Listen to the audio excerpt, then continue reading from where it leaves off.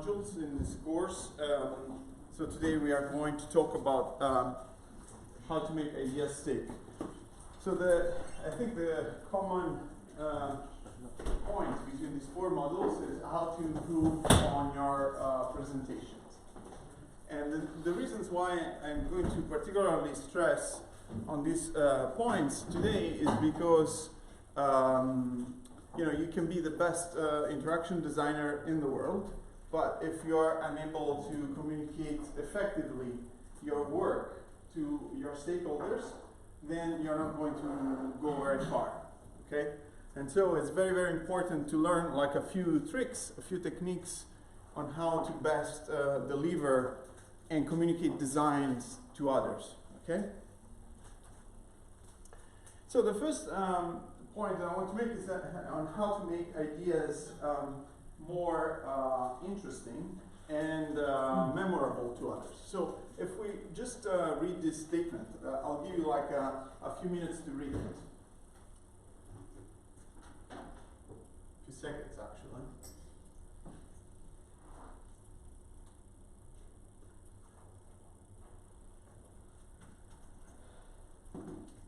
And then I'll give you another version of the same sentence.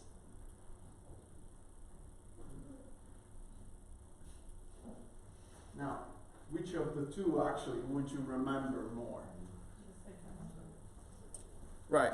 So this quote came from a speech given by John Fitzgerald Kennedy, and actually became quite famous. You can find it quoted in many different places.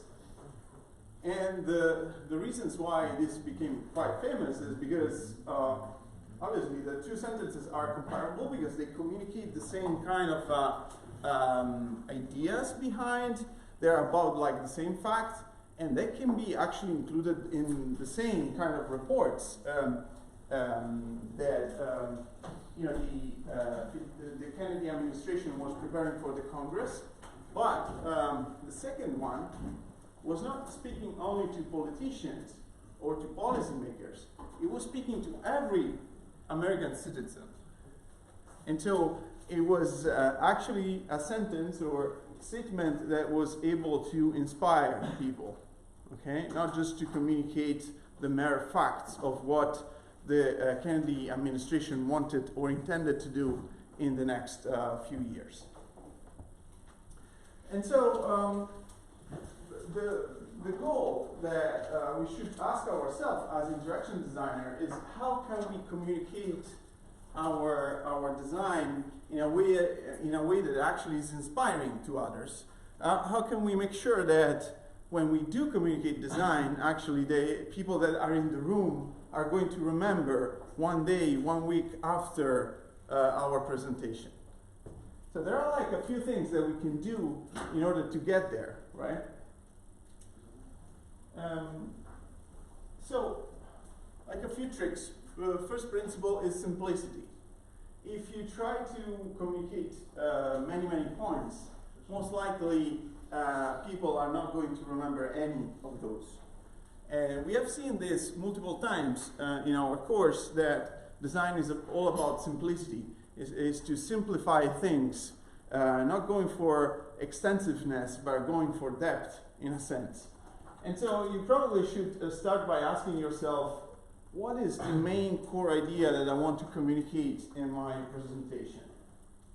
And then you should probably build your presentation around that idea. So it's not important to say, we have done lots of stuff, and we have many things to tell you, because most likely people are not going to pay attention and remember all these details. Obviously, if they are interested and engaged, they are probably going to pay lots of attention and keep you and following your work until the end. But most likely, they're not going to remember many details after a presentation. And so the main idea is to select one or a few ideas that you want to communicate, and just make sure that you hammer multiple times during your presentation on those points, so that when the presentation is finished, there should be no question on what was the main takeaway message that you wanted them to take. Okay? Another technique that you should use in order to make your presentation memorable is about using unexpectedness. In a sense, violate people's expectation. And as an example of that, I like to point out an advertisement campaign that was done like a few years back. And actually, by the way, most of this content actually comes from a book that is titled Make Ideas Stick.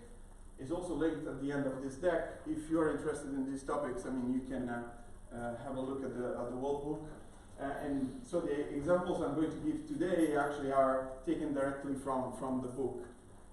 So a few years back, basically, the Public Health Administration in the US commissioned some people working in the advertisement industry basically to come up with an advertisement campaign to essentially communicate that eating certain kind of food, particularly foods with saturated fat, actually was extremely unhealthy. And so these people actually sat down and thought, how to best deliver this message, and they came up with an idea. So they actually, took like a table and put like a 4-course meal on this table. So breakfast, lunch, dinner, and a few snacks that you can have basically during the day. So imagine, all the stuff that you can eat for breakfast, lunch, dinner, and a few additional things. And then basically the advertisement says something like, if you eat like a single bag of popcorns, then you are taking the exact same amount of unsaturated fat that is in all this food that is on the table. So the comparison was quite shocking, and actually that violated basically the expectations that people had that popcorns were quite healthy food, and it was like innocuous food to some extent. Okay. And so if you start your presentation by violating these expectations, then people actually are captured, are interested in what you're saying, and they're probably going to take more attention to what follows in the following minutes of your presentation. Yes? Is it what United Core Benetton with shocking advertising? I mean, yes, in a sense. Obviously, what Toscani does in these kind of campaigns, it is not like presentation. I mean, they capture the attention with a single picture, and then they point out the logo of the company, right? But the principle is the same. I mean, you capture the attention by showing something that is unexpected, in a sense, right? Same thing you can use basically in a presentation. At the very beginning of the presentation, it's very important to do that, because if you capture the attention then people are more likely to listen to what you're going to say next. Okay? The third principle that you should use basically to make your presentation more... Yes? The last principle works with jokes or capture attention of people, or just with fact, very obvious. Well, if they are obvious, then they are not shocking or unexpected, right? But yes, I mean, you can start with something that is actually well known and tell why that's incorrect. Okay. Or you should try to come up with something that is unexpected. Like, for instance, sometimes people use props. Props are basically artifacts or things that you are not expected to do in a presentation. So if you, at the very beginning, you start, you give the back to your audience and you start doing something that is completely unexpected, people start laughing, but at the same time, they're curious about what you're going to do next, right? And being on stage also means that you are performing. So in a sense, for that given amount of time, you are an actor. You are supposed to do stuff that actually captures the attention of people. So it can be through facts, or it can be through stuff that you do on stage. It could be through interaction you have with other people on stage, and so forth, right? And we are going to see like a few more examples. In the presentation, we should use all the rules principle or only one? No. These are advices for you. You can use 0, you can use all of them. It's up to you. Obviously, you will see that if you manage to use some of these, your presentation becomes more entertaining, more engaging, and then obviously that gains, you have a benefit out of that, right? In the evaluation of this, if you manage to use some of this, maybe not all, but some, I will take note of that, and it's a plus on your presentation. Okay? Third principle is concreteness. So sometimes when we actually talk about things, especially when it comes to very complex measurements and quantitative comparisons and stats, I mean, this, whatever we say might be quite difficult to picture for the audience, okay? And so it's always best to use very concrete examples in our presentation. So let's imagine, if I give you like an example, if we are talking about like the distance between Earth and Mars, right? I can tell you that is, I don't know, 275 million of miles, right? But then it's such a big number that you might have a very hard time understanding what that means, right? But I can also, at the same time, give you a very concrete example and say, you know, to go to the moon, the Apollo mission took like 3 days. To go to Mars, it would take like 6 months in the best conditions. And then, by making a comparison to days and months, you probably have a much better understanding of the difference of distance between Earth and the moon and Earth and Mars, right? So, again, here the point is to use very concrete stuff that we use on a day-to-day basis because people can understand those things, okay? Credibility. When we actually present, we want to build trust with our audience. You're going to say in the next presentation lots of facts and lots of statements about your product, your idea.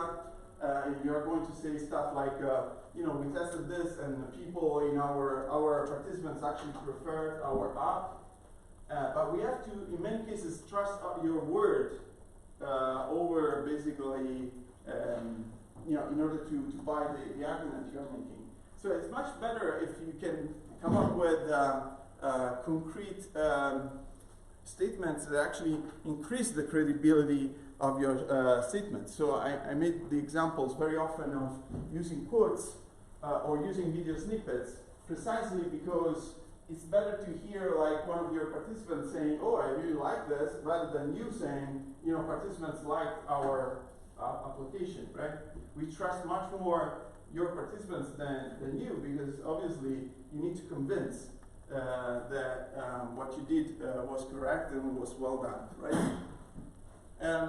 You can find lots of examples in advertisement campaigns of marketers trying to build trust with the audience by saying, you know, there's a 30 days money back guarantee. If you don't like what we are selling you, you can return it, you get your money back, no questions asked. And these kind of statements are often done to build trust with the audience so that you don't feel like you need to take the decision right then, right now. Emotions. We often spoke at the very beginning of this course, but you know, often during the course of the interaction design course, about why bringing up emotions is very important in design. Sometimes, you know, the design that is more effective, that wins over the audience, is not the one only that you know, minimizes the amount of effort and time that people use to perform a certain action, but also the design that actually brings more joy to your users, to your customers, right? And so, same thing actually is true for people that are actually listening to your presentation. So it's very, very important sometimes to engage the audience by telling them why whatever they're listening to, it's important for them. As an example of this principle, I like to give you like an example of an advertisement campaign that was commissioned by the again by the Public Health Administration in Texas this time a few years back. So they had like lots of troubles with managing litter in Texas because people actually threw on the streets paper and stuff, and all the stuff they had in their hands basically was not going into the recycle bins, but it was going on the floor. And so they commissioned basically an advertisement campaign, one of those that you do basically just to raise awareness around like some problems, some societal problems that we encounter every day. And so this designer actually came up with the idea of pushing on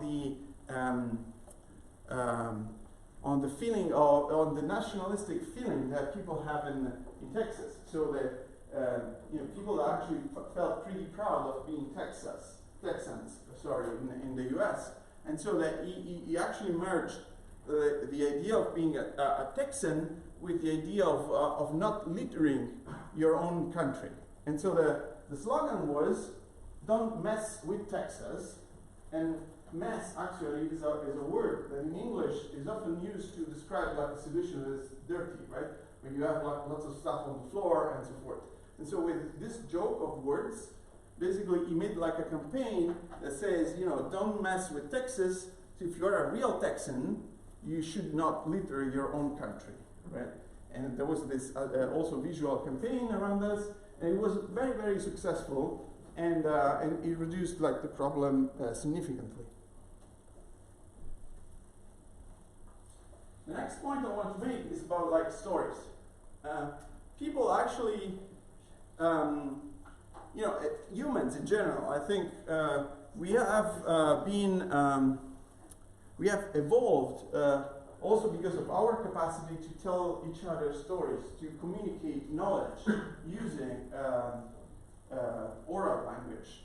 Much earlier than the written language and the television and the internet, humans were capable of transferring knowledge to one another by telling stories.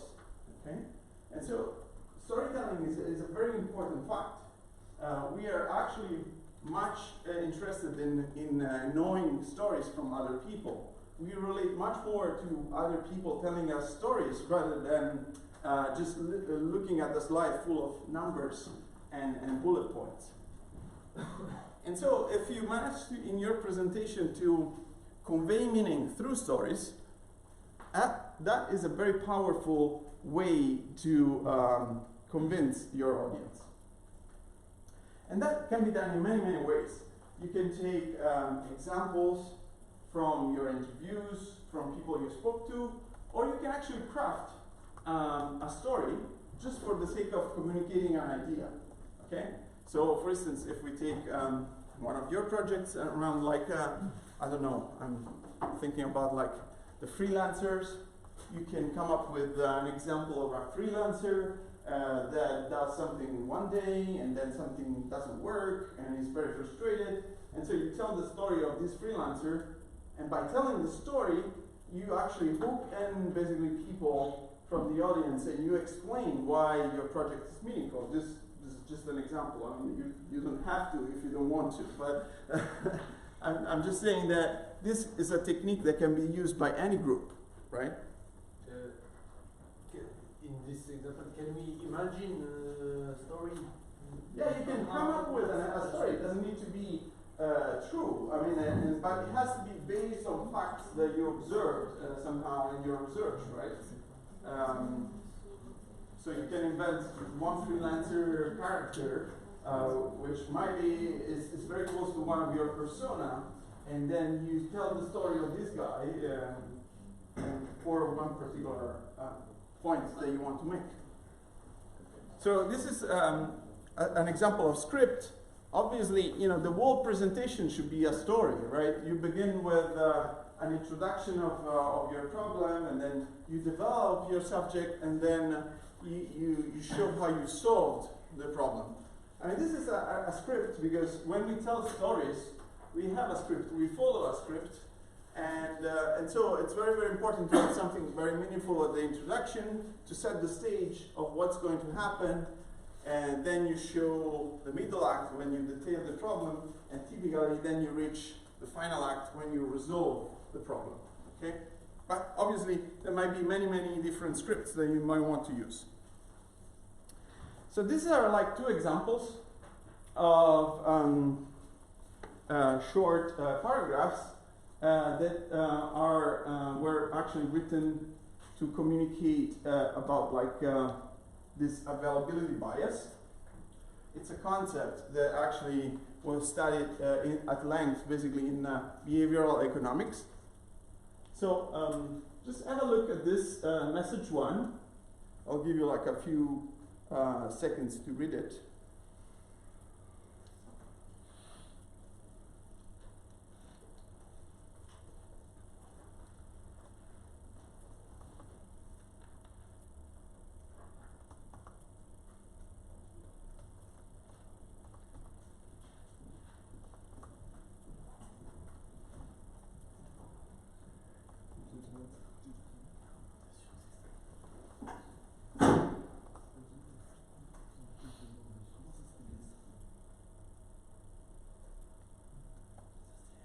Are you guys done?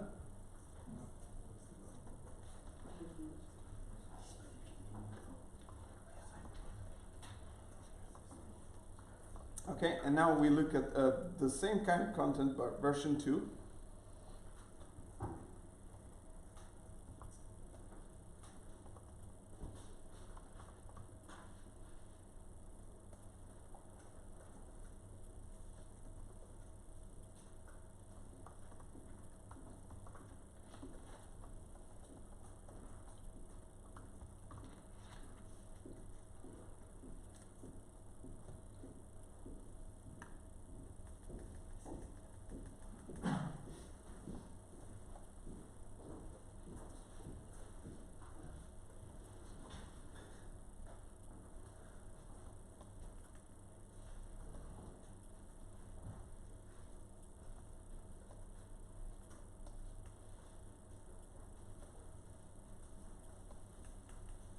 So, which of these two messages do you think is more sticky, more memorable? Yes? First one? First one, why? Because they shock us. Well, it starts by, with this technique I told you about, like the making people, the unexpected, showing some unexpected facts. So you hook them in, and then you tell, like, what is this all about, right? Well, here basically you start by telling what is this all about, and then you actually show some interesting facts. Okay, so the content is quite the same. It's just organized in a different way. But now, if we compare basically these two messages, we can say that they follow the simplistic, the fact that the message should be simple. Yes, both of them. The unexpected, basically, the message one is better than message 2 because it starts with that. Concrete is concrete in both cases. It's credible. Probably this one actually is better because it shows like more examples than the second one. But we are missing like a story, and we are missing the emotional part. So what's in it for me as a reviewer, as a reader of this, right? So by just using this 6 principles, you might try to organize your message in a way that is actually more profound, more sticky. Yes? But I think the first message is also more rememberable because it directly addresses to us, like we are concerned into the message. So is it kind of we almost have an emotional implication, I think. You feel? Okay. I guess because it says what do you think about this? So how do you feel about this? So somehow maybe there is some emotional implication. Yeah, there are also like questions, right? And when there are like questions asked, then you start reflecting on yourself. It's more conversation, Mhm. whereas the second message is more like I'm reading a dictionary. Yeah, exactly. It's like the most boring thing is when you open the dictionary and you have like a very precise definition of something, right? And the very first sentence here is quite tedious to read, right? So you kill really the interest of people on the first two lines. Hello? So yeah, I mean, in short, yeah, these techniques can be used basically to improve the memorability of the message that you want to deliver in your presentation. Do you guys have questions? Yes? That's really interesting for us because we many pitches, Yeah. presentations, but for the final custom project presentation, there are many points we have to show. It's more scholar, it's more Yeah. and it doesn't allow us to Yeah, give so many of these. I agree. scripts. So obviously you cannot do all of these, and probably you will still have like graphs and very boring stuff in your presentation. I agree. But try to bring some of this. Maybe not all, but try to engage your audience. And I'm going to link to some of the examples of presentations that have been done by students of the previous years. You can see how they have done the job of bringing some of these props into their presentation. So try to come up with some creativity there on how you can do some of this and improve the effectiveness of your presentation. And then, by the way, what I'm presenting is not just for the sake of the final presentation. What I'm presenting is in general for your life, for your career. Yes? Last year, what is the principle the most used in the best presentations? Of these six? Yeah. Oh God, I don't remember. But I think there were like a bunch of people that actually tried to engage with the audience at the very beginning, so trying to bring unexpected facts at the very beginning of the presentation.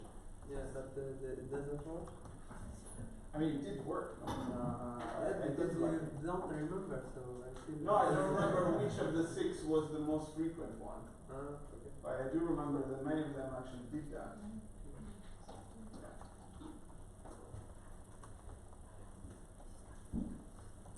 Okay, so now a small group activity. So you should work with your colleagues for the capstone project, and you can use like about 10 minutes to think about like how you're going to structure the presentation for next week, how to bring possibly some of these principles into the presentation for next week.